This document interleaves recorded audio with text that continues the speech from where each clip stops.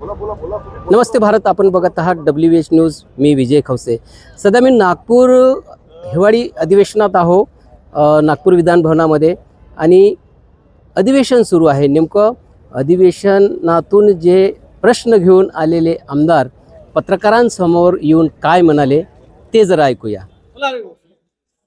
आज संपूर्ण महाराष्ट्रामध्ये, विदर्भामध्ये बिबट्याचा विषय ज्या पद्धतीनं तुम्ही पाहत आहे की बिबट्याचा विषय सगळीकडे सुरू आहे. अधिवेशनामध्ये अर्धा विषय जर पाहिला तर बिबट्याचाच विषय, मीडियामध्ये बिबट्याचा विषय. आणि मोठ्या प्रमाणात अमरावती जिल्ह्यामध्ये सुद्धा बाजूला पोरा असो, बेलघाट असो, पूर्ण परिसरामध्ये मोठ्या प्रमाणात शहरामध्ये जी बिबटे येतात, नागपूरमध्ये येतात, मुंबईमध्ये येतात, तर बिबट्याला पाळीव प्राण्याचा दर्जा दिला पाहिजे.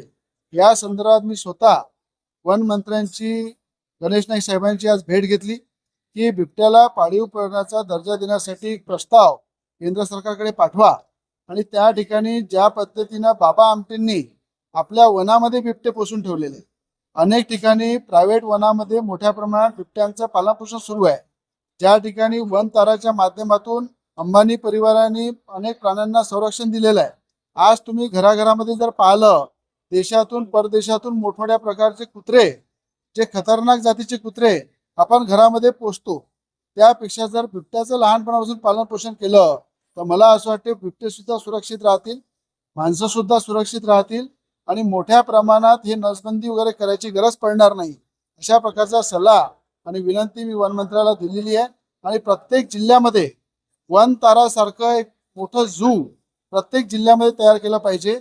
भले अंबानी कुटुंबाला आपण विनंती करू की ज्या पद्धतीनं गुजरातमध्ये तुम्ही वन तारा डेव्हलप केलं, महाराष्ट्राच्या प्रत्येक जिल्ह्यामध्ये वन तारा डेव्हलप करा.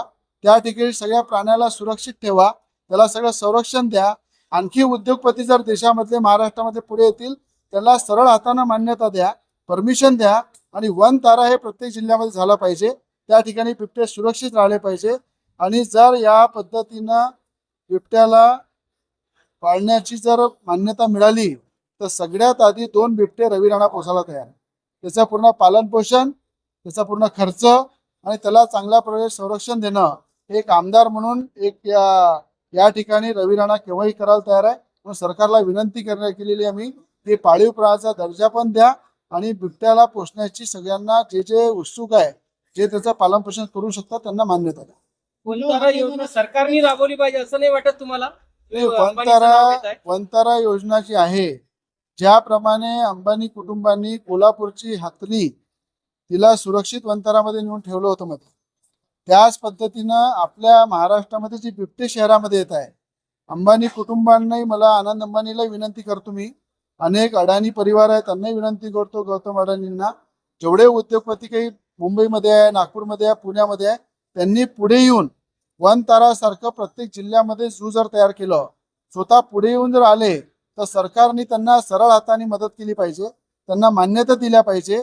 आणि उद्योगपतीच्या माध्यमातून वन तारासारखे मोठे झू प्रत्येक जिल्ह्यामध्ये डेव्हलप केले पाहिजे, अशी सरकारला मी आपल्या माध्यमातून विनंती. मित्रांनो, आपण ऐकलत ना आमदार साहेब काय म्हणाले ते. तर नक्कीच ज्या सामान्य माणसांच्या समस्या आहे, शेतकऱ्यांच्या समस्या आहे, कर्जमाफीची समस्या आहे, युवकांच्या समस्या आहे, बेरोजगारींच्या समस्या, अशा अनेक समस्यावर जे आहे विधानसभेमध्ये प्रश्न मांडतात.